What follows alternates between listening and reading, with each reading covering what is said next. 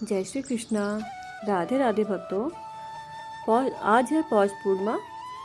हिंदू पंचांग में ये सबसे शुभ दिनों में से एक दिन है, क्योंकि इसके अगले दिन से माघ माह प्रारंभ होता है। माघ माह तपस्या करने, धार्मिक अनुष्ठान करने और पवित्र नदियों में स्नान करने का माह माना जाता है।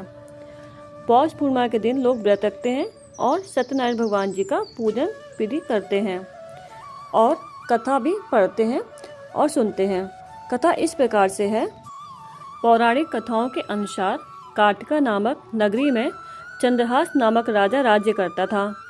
उसी नगर में धनेश्वर नामक एक ब्राह्मण था और उसकी पत्नी अति सुशील और रूपवती थी। घर में धन धान आदि की कोई कमी नहीं थी, परंतु उसे एक बात का बहुत दुख था कि उनकी कोई संतान नहीं थी। एक बार गांव में एक योगी आया और उसने ब्राह्मण का घर छोड़कर आसपास के सभी घरों से भिक्षा लिया और गंगा किनारे जाकर भोजन करने लगा। अपने भिक्षा के अनादर से दुखी होकर धनेश्वर योगी के पास जा पहुंचा और इसका कारण पूछा। योगी ने इस सवाल का जवाब देते हुए कहा कि निसंतान के घर की भिक्षा पतितों के अन्न के समान होती है और जो पतितों के घर का अन्न खाता है वो भी पतित हो जाता है। पतित हो जाने के भय से वह उस ब्राह्मण के घर से भिक्षा नहीं लेता था।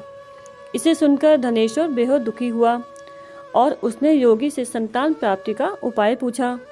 उन्होंने बताया कि तुम माँ चंडी की आराधना करो। इसे सुन वह चंडी की आराधना करने के लिए वन में चला गया और नियमित रूप से चंडी की आराधना कर उपवास करने लगा। इससे प्रसन्न होकर माँ चंडी जी ने 16वें दिन ब्राह्मण को स्वप्न में दर्शन दिया और पुत्र प्राप्ति का वरदान दिया। उन्होंने कहा कि यदि तुम दोनों लगातार 32 पूर्णिमा व्रत करोगे तो तुम्हारा संतान दीर्घायु हो जाएगा। इस प्रकार पूर्णिमा का व्रत करने से सभी मनोकामनाएं पूर्ण होती हैं और विशेष फल की प्राप्ति होती है। जय श्री कृष्णा। राधे राधे।